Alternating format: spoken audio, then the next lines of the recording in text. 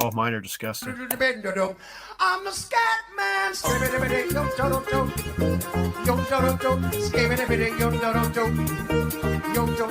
the scat man.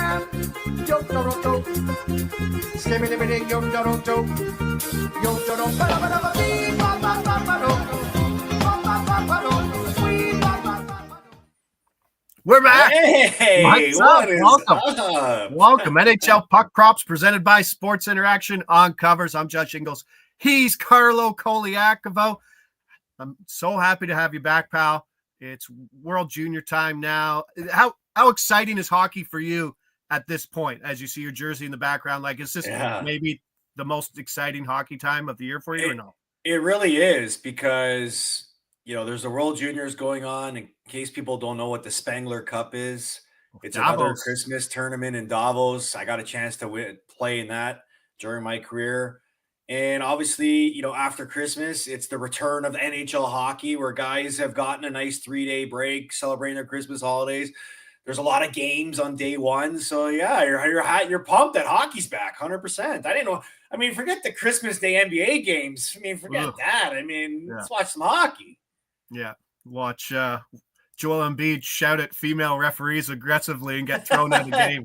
What a clown. What an absolute clown. Or Andre Drummond get kicked out of the game for a flop by Wembanyama. No, I don't know. It wasn't a flop. It wasn't a flop. What's up, everybody in the chat? The Pumpers. Good to see everybody there. Happy Friday. It's a weird schedule, obviously, but 8 games on the go today. Frankie Corrado was talking to your partner, Aaron Korolnik, today on TSN, talking about what it's like to come back after the break. He's like, if you're a 56-second shift guy, today you are a 46-second shift or even guy. A 36-second shift. How does that change to what we'll see on the ice today over the break? Because outside of the NHL All-Star game, that break where guys don't even have some breaks, this is about as big as a break as you get on the schedule. It is because during the holidays, when most teams are giving a regular 3-day break, some teams have more, some teams have less. Well, I wouldn't say they have less, but 3 is the minimum. You're not skating during these breaks, right? You're probably not doing anything. You're probably just enjoying Christmas Eve dinners, Christmas Day dinners. Maybe you're doing something on the bike yesterday to get your blood flowing and the body moving and stuff like that. So today is the game. The coming up after the break is different because your body's not doing anything. Versus, if you go on an all-star break, you're laying out at the pool and stuff, and but you're outside, you're walking, you're getting some sort of activity, and then even when you come back, at least you have a day or so to get on the ice before you get back. I mean, you're not out to skate yesterday, at least anything that's team organized. So today, for the first period, maybe the first 10 minutes, there'll be a lot of heavy lungs going on around the league. And, I would imagine today there's some pregame skates that go on, but it all depends on if you're on the road or if you're at home. Maybe guys will use that to get a little bit of an extra skate in, a little bit extra workout in. But there's going to be some heavy breathing, heavy lungs, and maybe heavy legs. These guys are professional athletes, man. Come on now. Yeah, but 3 days off of doing nothing takes a toll on you, man. You'd be surprised. Maybe if you're me, these guys are fine. Wouldn't be surprised if you did see the bottom 6 get a little more work, especially early in the games than that much.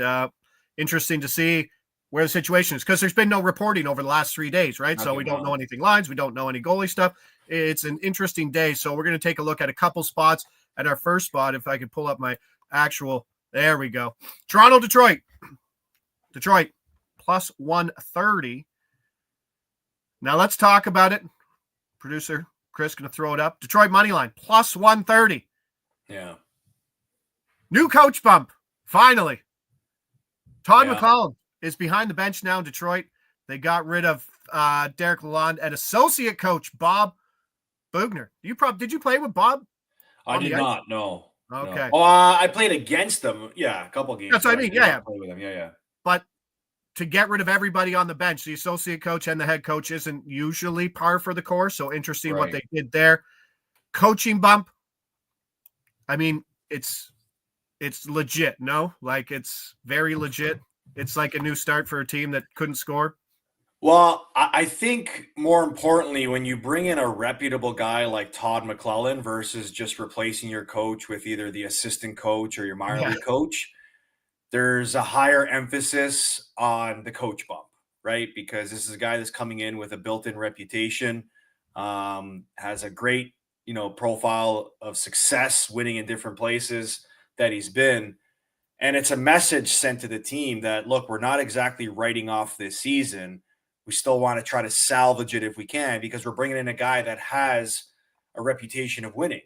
So the writing, to me, I wasn't surprised by this news. I actually was surprised that it happened after the break instead of going into the break. Because if you look at Detroit's last 3 games, I mean, they lost a back-to-back to Montreal. They didn't just lose that back-to-back. They got they lost pretty handily, especially in the second game against Montreal.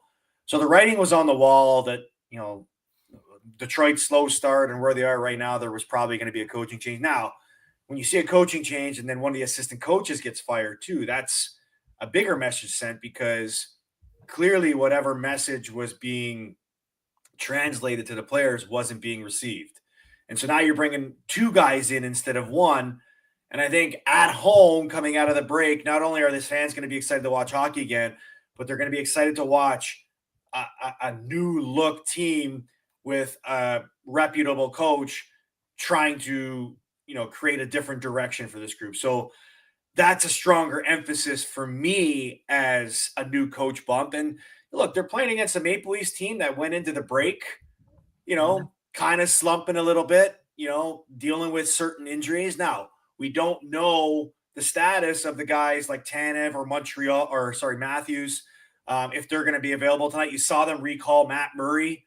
This is probably a Matt Murray game because it's a back-to-back game, and Leafs play at home against Washington tomorrow, and I believe that would be the Joseph Wall game. And maybe they're trying to manage Joseph Wall too, where they're giving him a full day of practice today before getting into a game. Matt Murray's coming from the American League where maybe he has practiced more over the break or whatever it may be. But regardless of the thing, this looks like a game Toronto is willing to,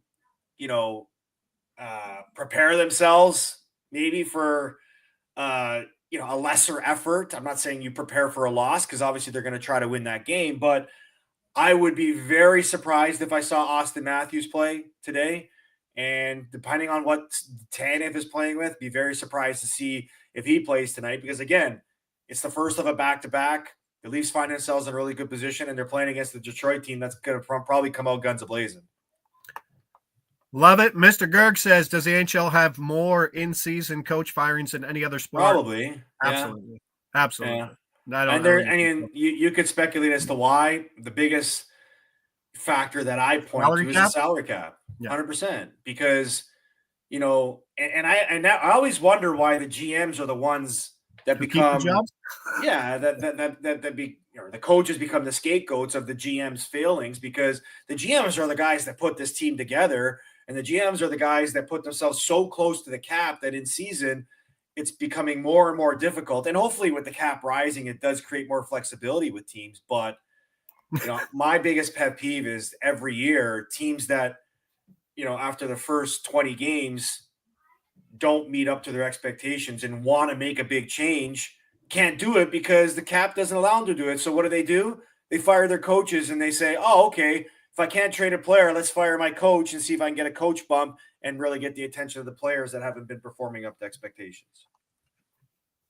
So where the most important thing from a betting perspective in this game is what's priced in and what isn't. Is Joseph Wall start or potential Matt Murray start priced in? Also, I don't mean to be mean to Matt Murray, but it is funny to look at him and be like, that man is 30 years old because he looks like he's 45, 50 years old. Yeah. But in that spot too, I mean, Detroit was just plus 185 in Toronto 2 weeks ago in the 4-2 win. So if you take 25 points allotted for home ice and flip it, so that's actually 50 points, 25 to neutral, then 25 on the other side, that's 50 points. That puts us right at 130.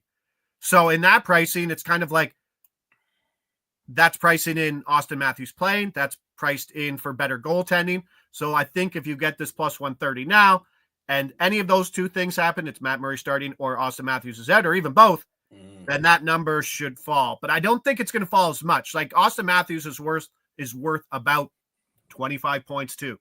So I don't think we'll get to like plus 105 somewhere in that point, but could certainly close plus 115. So let's go there. Coach bump and some injuries and hopefully a Matt Murray start. That would be great. Let's jump over to Chicago Buffalo. That game has me the most excited of all. I just think it has the most potential for some scoring. Why? Because they both have 12 wins? Yeah, just because it's crap hockey and it could be even crappier, which could lead to some more goals. Could be 1-0. But what we've seen from Buffalo coming out of that break. So double-digit losing streak and then absolutely lay the wood to the Islanders before the break in a 7-1 game where Patty Roy was pulling the goalie with like 72 minutes left in the game, it felt like.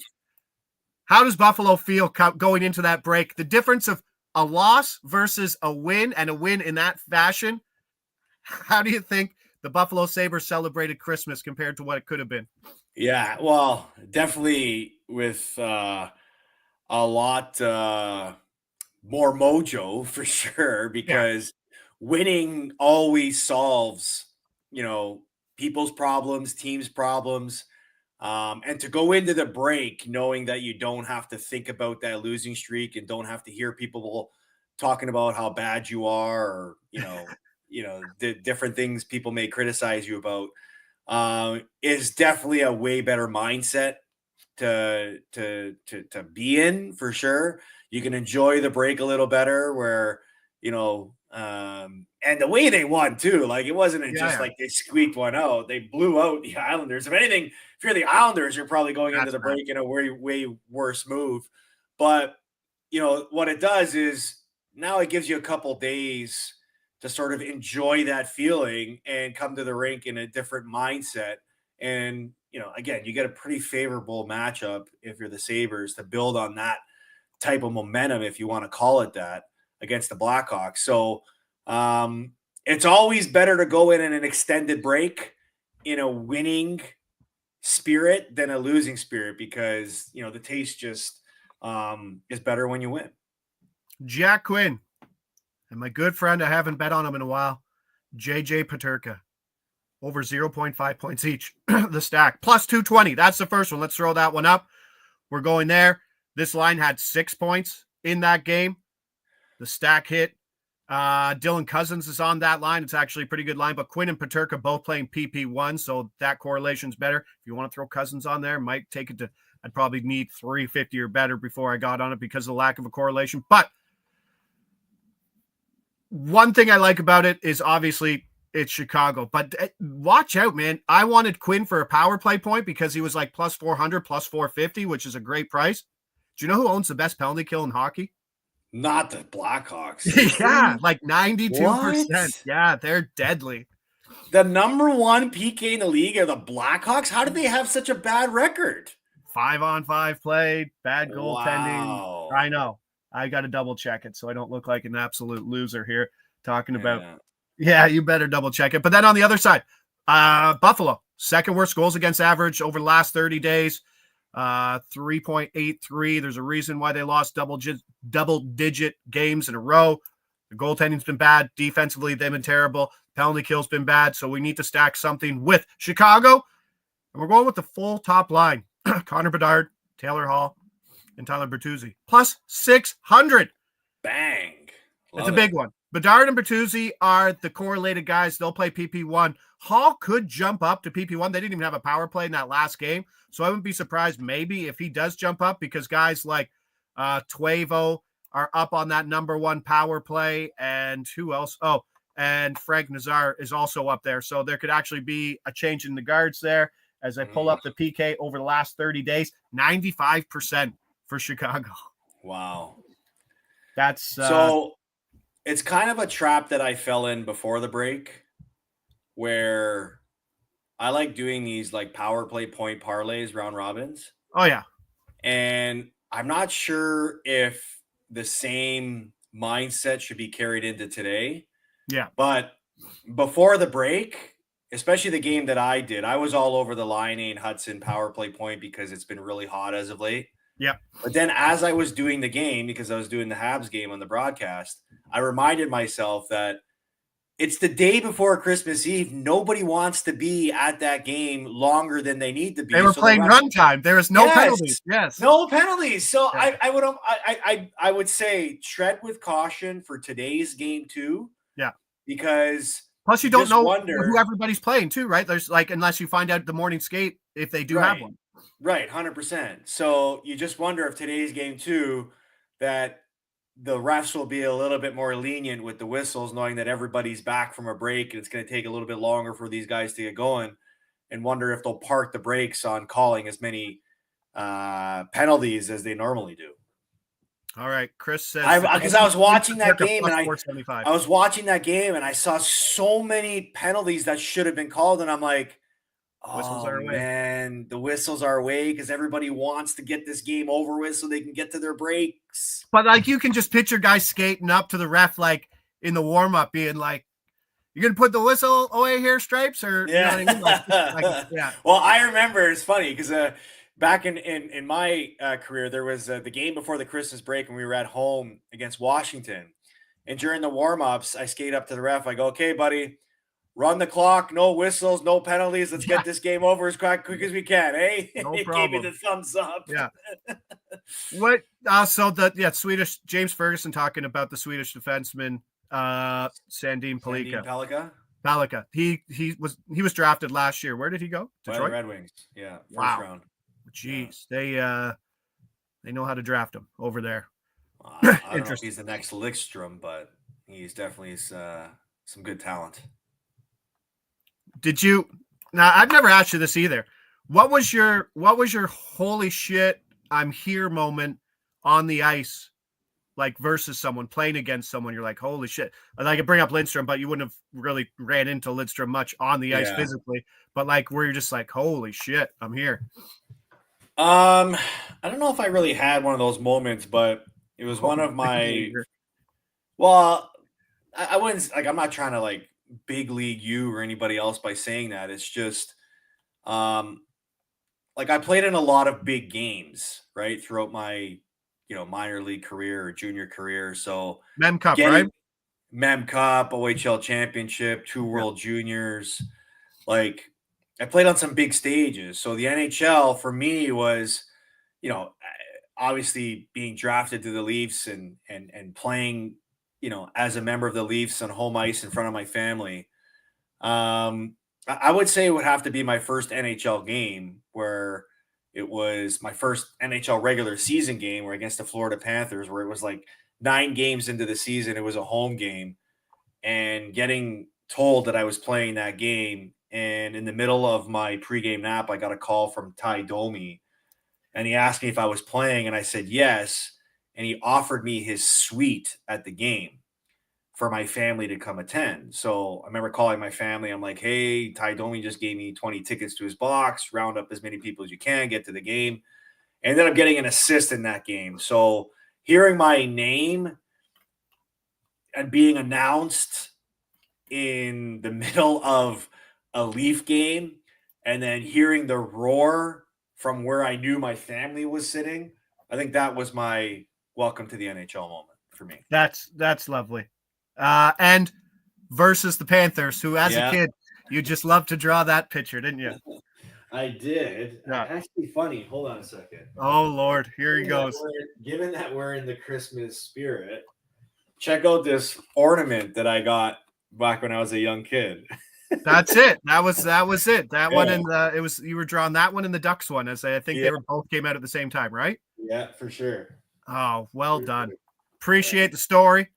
We move on. Stacking things. 220. That out there we see Cousins Peterka plus 475. That is a pretty good price. I really like that price. Ask me, because we're just getting greedy here now. What is it for the full line Buffalo? Those 3 plus the Hall, Bertuzzi, and Bedard one. All 6 together? Double, triple stack. Are you even allowed to do that? Oh, you can double, triple stack. Oh, that's got to be like plus 3,000, no? And yes, I did like the Taylor Hall point at plus 135. Did you just say you can double triple stack? Sounds like a line from Dumb and Dumber. Yeah. You can't triple stamp a double stamp. You can't triple stamp a double Oh, stamp. you can double stack. You can double Here, stack. I'll do the it triple quickly. stack. So Tage, 35-1. No, Chris McCulley's Wow. got it. Not Tage. Get out of here. We're on the second line. We're in the Cousins. Okay, so Quinn, third line. Bedard, Peterka, Quinn, Cousins, Correct. Bertuzzi, and Taylor Hall. Yep. 35-1. Yeah, it is 35-1. So, like, those are ones to really look at because did you do the Habs game? Yes. Who was it? It was Columbus. Who did that? What was the Columbus game right before the break? Columbus and Montreal. Okay, so it was that game. So that whole line double stacked, double triple stacked, right? Voronkov, Marchenko, Monahan, Uraj, Suzuki, and Cole Caulfield. Wow, Double, you get 9 goals scored in the game. Ooh, double triple stacks. All right, let's go for more plus money. Minnesota, Dallas. You're giving me Minnesota plus 150. What's that? No, the double track is the double stack, the triple stack. Juice pumping. Let's go. Yeah. How can we make things bigger? That's how. Minnesota money line plus 150. I will take Philip Gustafsson back. He got his first game in. He has a break. I will take him. He's the number 2 betting favorite for the Vezina right now, behind Hellebuck. I will take him. Minnesota's been playing bad. Guess what? He hasn't been playing. He had 2 games before the break, but he had 2 games that were kind of off character for him, and then he hit the shelf. So that could have been wearing him down. But the 11 games before that, he hadn't allowed more than 3 goals, and he had a 1.7 goals against and a 942 save. He was on an absolute heater. He's back. He's got a couple games in him. And Dallas, let's be honest, Dallas hasn't been playing great hockey either. Tyler Seguin's gone, and now that I think that was the most important line that Dallas was running, the Duchesne, Seguin, and Marchment line. And now it's just like they have to move things around. They're playing 500 hockey over their last 5 days. They don't lose 3 games in a row. They haven't on the season, but they did win just before the break. I kind of shot myself in the foot betting against them in that spot, but plus 150 for Minnesota, full health, everybody there. Do you see a big difference between either of these 2 teams this year with Gustafsson versus Ottinger? I don't, especially like I think you just said it, that since Tyler Seguin was placed on IR, it's almost like Dallas has lost its identity because a lot of their success early on in the season was because they were getting, they're outscoring teams in their bottom 6. A lot of that had to do with the Duchesne, Marchment, and Seguin line that were probably one of their Dallas's best lines. They were the shortest guys to score. Like Matt Duchesne was the shortest guy on Dallas to get a point. Yeah. So, and Dallas, they've sort of been like very mediocre over the last stretch here. And Minnesota, again, I think Minnesota's had a little bit of a regression to the incredible start that they've had. And they've had to deal with some injuries. And obviously with Gustafsson not being available with them too, he's been a big reason why they've won a lot of games, and him coming back will definitely help. But I think coming out of the break right now, the boost of getting Gustafsson in that and the plus money you're getting for Minnesota, who, has been a little bit of a slump themselves. They got a big win before the break against Chicago. They're 1-4 in their last 5 games. But against the Dallas team, I'm just looking at the head-to-head record. Dallas has 8-2. Yeah. The advantage. Well, they've won their last 7 games against Minnesota, but maybe that's an even better reason for take Minnesota is that these streaks have to end at some point, right? Yeah, it's not the San Jose Sharks, who biggest bet miss spot that I had so far on the year was not betting Macklin Celebrini for a point in the Vancouver game when he went home on the 23rd. Yes, miss spot for sure. That was a bad miss spot. Sure. I felt that. It's right on NHL.com homepage too. You're just like, you dummy.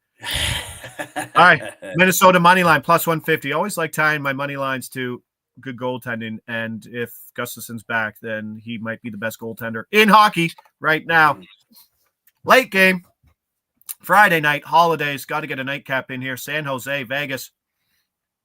Victor Olofsson's on that top line. Victor Olofsson's PP1.